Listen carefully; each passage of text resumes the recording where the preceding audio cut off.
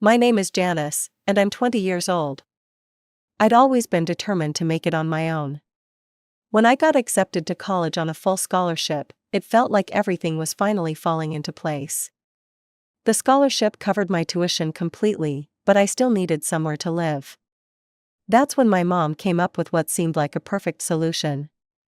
"I've been thinking," she said one evening while we were sitting in our kitchen. "You know that apartment I got from your grandmother 4 years ago? Why don't you rent it? I'll give you a good rate, much lower than what you'd pay anywhere else in that area." I did some research, and she wasn't lying.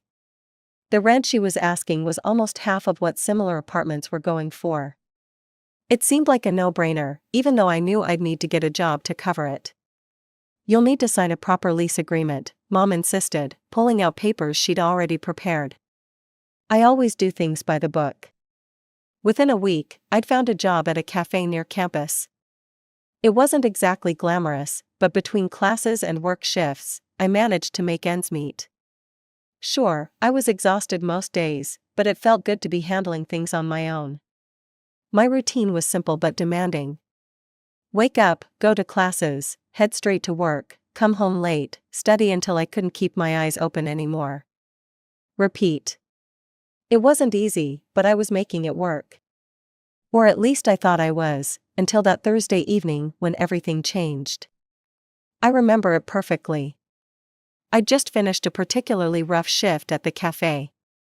All I wanted was to collapse on my couch and maybe watch some mindless TV before tackling my homework. But when I opened my apartment door, I stopped dead in my tracks. There, sprawled across my couch like she owned the place, was my sister Anna. 2 large suitcases sat beside her, and she was scrolling through her phone, completely at ease. "What are you doing here?" I asked, still standing in the doorway. She barely glanced up from her phone. "Oh, hey, I'm moving in with you," Mom said. It was fine. I immediately pulled out my phone and called Mom. My hands were shaking as I waited for her to pick up. "Mom, what's going on? Anna says she's moving in here? Is she going to pay rent too?" Her response hit me like a slap in the face. "Are you crazy, Janice? What kind of stupid questions are you asking?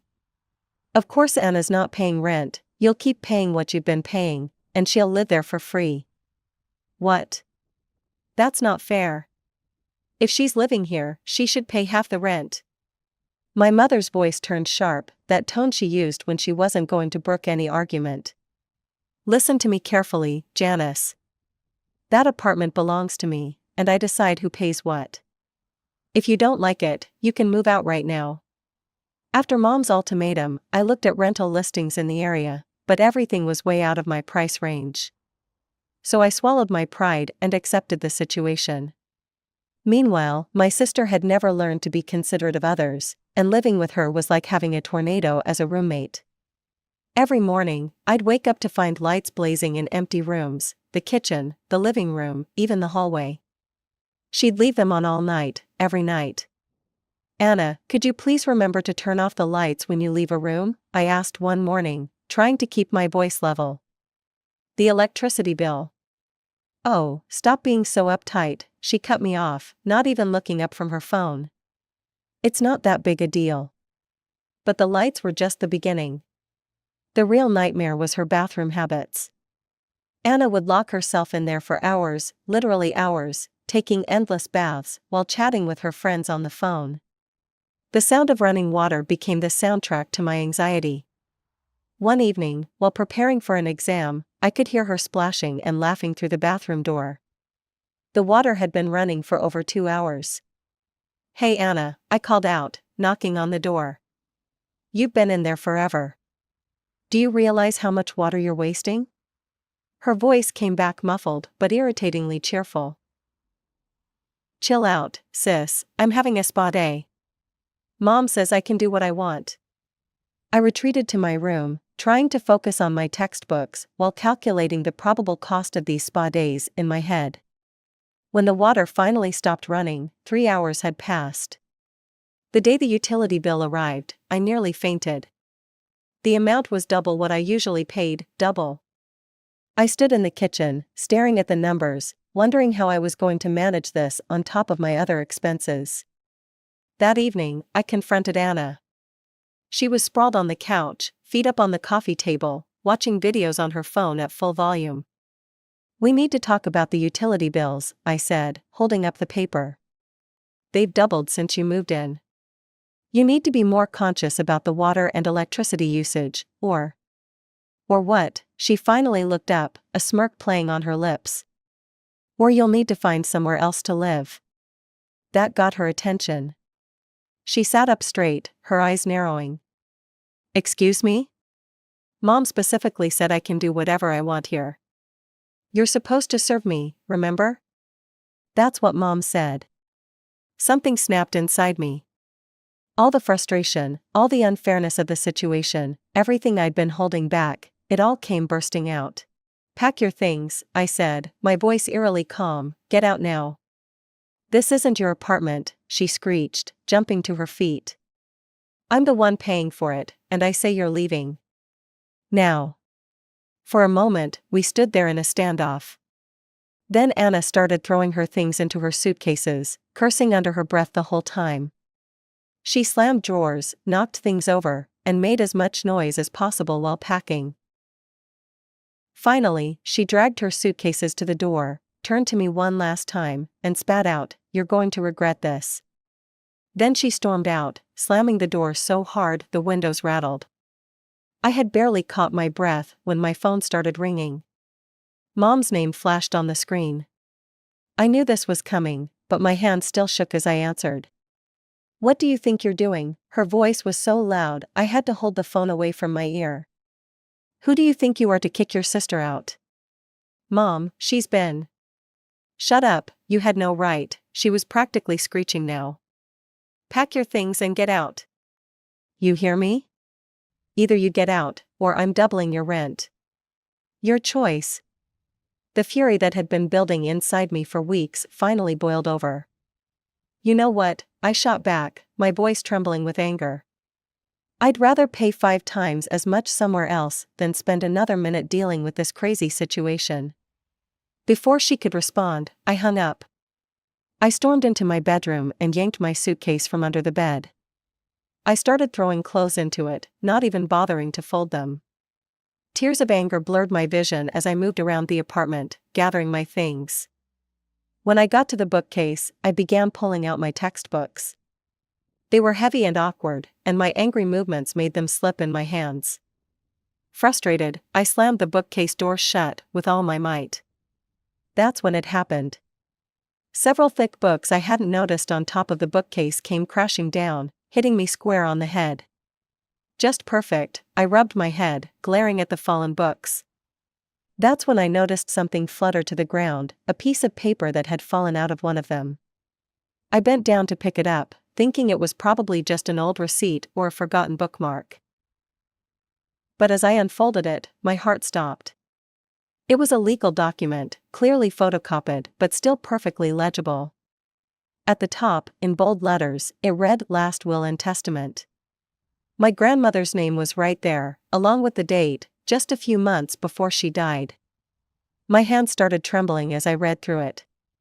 There it was, in black and white. My grandmother had left money to my mother and Anna, and this apartment, this very apartment I'd been paying rent for, had been bequeathed to me. I sank to the floor, the will still clutched in my trembling hands, as memories came flooding back. Everything started making horrible sense now, like pieces of a puzzle I'd been too blind to see. My mother's voice echoed in my head from 4 years ago, right after Grandma's funeral. I remembered sitting in our living room, surrounded by relatives, as Mom made her announcement. "Mom left everything to me," she'd said, her voice steady and convincing. "All the property, all the money. She wanted me to handle everything." She'd looked around the room, meeting everyone's eyes with such sincerity that no one questioned her. I remembered raising my hand timidly, like a schoolgirl afraid to ask a stupid question. "But Mom, why didn't Grandma leave anything to us? To Anna and me?" The look she gave me, that mixture of pity and irritation, was burned into my memory. "Janice, these things are complicated. It was your grandmother's decision, and we need to respect that. You just have to accept it. Accept it, those words hit differently now. I'd watched in the months that followed as Anna suddenly started sporting designer clothes and the latest iPhone.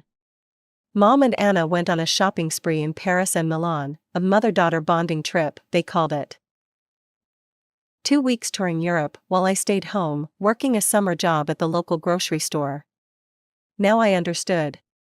The money they were spending so freely, the shopping sprees, the European vacation, all those expensive gifts for Anna, that had been Anna's inheritance. They'd spend it right in front of my face, probably laughing at how I never questioned it. And this apartment. My apartment. They hadn't just hidden it from me, they'd made me pay for it. Monthly rent, utilities, everything. I'd been working my fingers to the bone at that cafe, stretching every dollar, while living in a place that was legally mine. The bitter irony of the lease agreement hit me like a slap in the face. I could practically hear Mom's voice, "We need to do everything properly, Janice. I'm very particular about these things. Everything needs to be properly documented and filed." I let out a harsh laugh that echoed in the empty apartment. Particular about paperwork, except, apparently, when it came to telling her daughter that her grandmother had left her an entire apartment. That little detail had somehow slipped her mind. The more I thought about it, the more memories surfaced, each one taking on a new, darker meaning. All those times Mom had reminded me that rent was due, how she'd lecture me about responsibility while I handed over money for an apartment that was rightfully mine. The way she'd smile when I'd thank her for giving me such a good deal on the rent. And now, just hours ago, she'd threatened to kick me out of my own apartment. My hands were shaking as I held up my phone, carefully photographing every page of the will. I made sure each word was clear and legible before hitting send to my mother. The message showed as delivered immediately, and seconds later, 2 blue check marks appeared. She'd seen it. I stared at my phone screen, watching those 3 dots appear and disappear, appear and disappear. My mother, always so quick with a response, so ready with an answer for everything, was at a loss for words.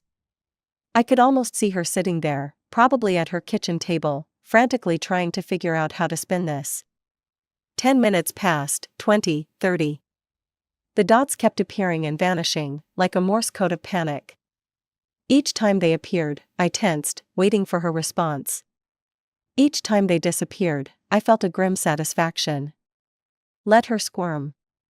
It was almost exactly an hour later when my phone finally rang.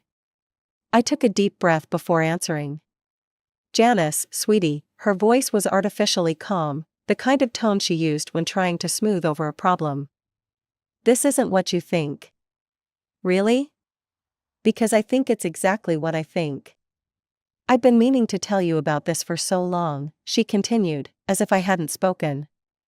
I just never found the right moment. But since you've found out now, you can have the apartment. It's yours. Let's just forget about this whole unpleasant business and start fresh. I let out a harsh laugh. Start fresh?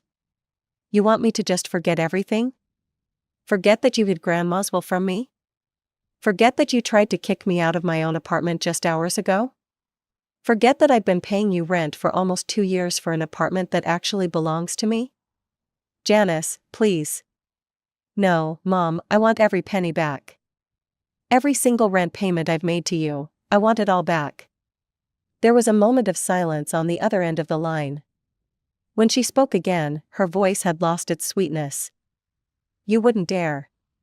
Wouldn't I? After everything we've done for you? You'd sue your own mother? After everything you've done to me, you mean? You stole my inheritance, made me pay rent on my own property, and then tried to throw me out when I wouldn't let Anna freeload here. So yes, I would dare. I hung up. My hands were trembling as I opened my banking app and started scrolling through my transaction history. 23 months of rent payments, each one meticulously documented. I'd always been good with keeping records, something Mom had praised me for, ironically enough. I pulled out my emergency savings book and started doing calculations. Without having to pay rent anymore, I could actually afford to hire a lawyer. A good one. I'd been saving every receipt, every bank statement, every piece of paper related to this apartment since the day I moved in. The law office was quiet and professional, with dark wooden furniture and walls lined with legal books.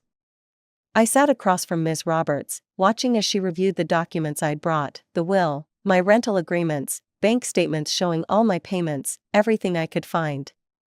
"This is quite straightforward," she said, looking up from the papers. Her expression was a mixture of sympathy and professional interest. "Your grandmother clearly left you this apartment in her will. Your mother had no legal right to collect rent from you or anyone else." I leaned forward. "So what can I do?" "You're entitled to compensation," she said, pulling out a legal pad. "Not just for the 23 months you've been paying rent, but also for the 2 years before that when your mother was renting it to other tenants." We spent the next hour going through calculations. Ms. Roberts was methodical, breaking down everything month by month. "The regular rent payments you made, plus the rent your mother collected from previous tenants," she wrote numbers, adding columns. "Taking into account the market rates at the time." More calculations followed. When she finally pushed the paper toward me, I had to blink twice at the number. $58,740, she said. "We'll round it to 60,000 for simplicity." I felt slightly dizzy. "That much?" She nodded, then added, "We could also pursue interest charges. Your parents have essentially been using an interest-free loan of your money for nearly 4 years. We could calculate standard interest rates." "No," I interrupted, "just the rent money." "That's enough." After finalizing the paperwork, I called my mother from the law office parking lot. My voice was steadier than I expected. "Mom, we need to talk. Can you come to the apartment tomorrow? Bring the property documents." There was a long pause before she agreed. The next morning, I heard her key in the lock. She came in looking nervous, clutching a manila envelope. "I brought the ownership papers," she said, trying to smile. "Everything's here to transfer the apartment to your name. I've already had them prepared." She spread the documents on the kitchen table, the same table where she'd made me sign that rental agreement so many months ago. The irony wasn't lost on me. "Janice, honey," she said softly, pushing the papers toward me. "I know I made a terrible mistake. I'm asking for your forgiveness. Please don't be angry with me. We can put this behind us and—" I cut her off by sliding another document across the table, the demand letter my lawyer had prepared. "You have 2 weeks to pay back the $60,000 you took from me." The moment my mother finished reading the demand letter, all pretense of remorse vanished. She leaped up from her chair with such force it crashed to the floor, and then the screaming began. "You ungrateful little witch," she shrieked. "How dare you do this to your own mother?" The sound echoed off the walls so violently that I swear I saw bits of plaster dust drift down from the ceiling. The neighbors must have thought someone was being murdered. I forced myself to stay calm. "You can scream all you want, Mom. It doesn't change anything. Either you pay what you owe me, or I'll file a lawsuit. Think about it: fraud charges, legal fees, your reputation in the community. Your choice." She stormed out of the apartment, slamming the door so hard that pictures rattled on the walls. I could hear her stomping down the hallway, still screaming. I thought that would be the end of it for the day. I was wrong. The calls started coming within the hour. First, it was my father. "How could you do this to us?" he demanded. "After everything we've done for you? You're an ungrateful and scrupulous child." I let out a bitter laugh. "Ungrateful? And scrupulous? That's rich coming from parents who tricked their own daughter into paying rent for an apartment she owned. Where was your conscience when you were cashing my rent checks every month?"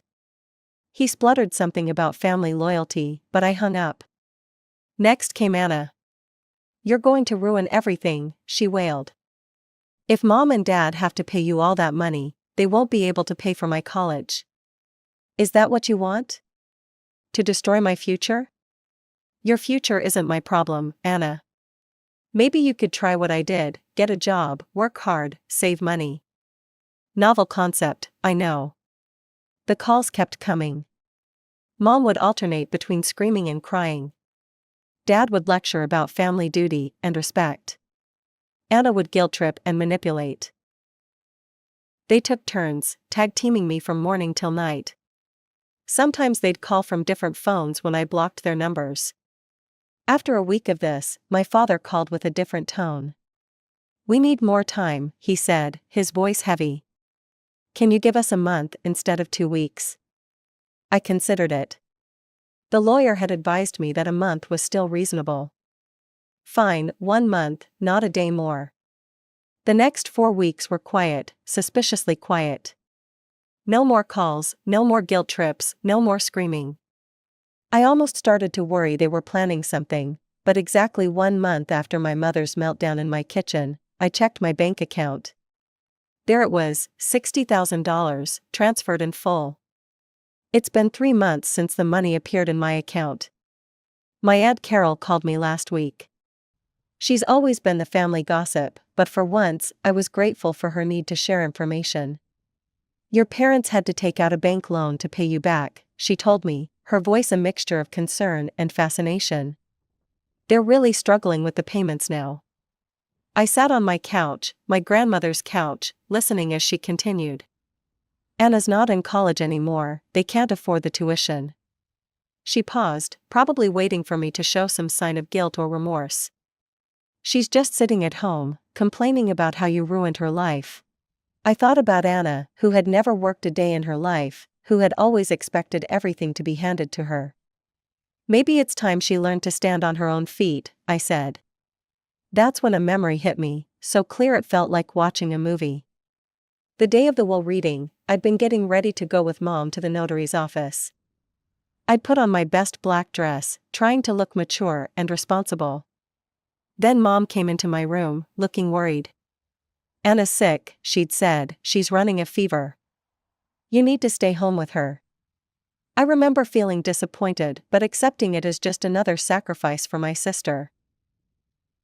Now I understand, Anna probably wasn't sick at all. It was just another manipulation, another lie in a long string of deceptions. The question that keeps me up at night isn't why my mother stole my inheritance. I understand greed. What I can't figure out is how she got away with it so easily. I asked Aunt Carol about the notary, and she didn't know much, but her theory makes sense. The notary probably just took my mother's word that she would share the will with the family. Maybe Mom even brought a stack of documents, making it look like she was taking everything home to show us. The worst part is how many little moments now feel tainted. Every time Mom praised me for being responsible with money, was she laughing inside? When she insisted on that formal lease agreement, was she proud of her cleverness? Did she and Dad discuss their deception over dinner? Did they congratulate themselves on their perfect plan?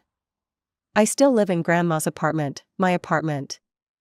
The place feels different now that I'm not paying rent on something I already owned.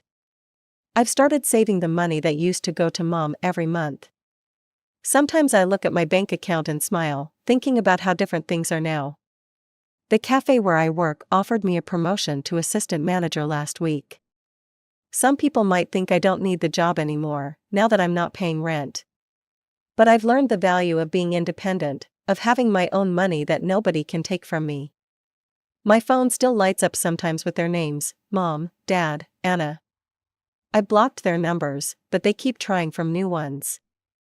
I delete their voicemails without listening. What could they possibly say? "Sorry we stole your inheritance?" "Sorry we made you pay rent on your own property?" "Sorry we only got caught because some books fell on your head?"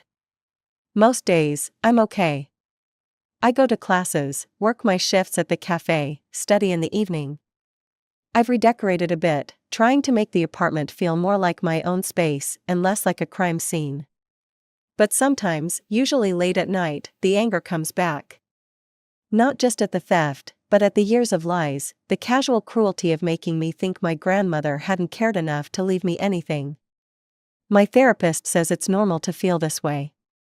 She says it's not just about the money or the apartment, it's about trust and family and betrayal. She's helping me work through it, teaching me ways to stay calm and balanced when the memories threaten to overwhelm me. I've started a new tradition. Every Sunday morning, I sit in Grandma's old reading chair by the window, drinking coffee from her favorite mug. I think about her, about how she wanted me to have this place, about how she trusted me to take care of it. In those moments, I feel close to her again, like maybe some part of her knows that the truth finally came out.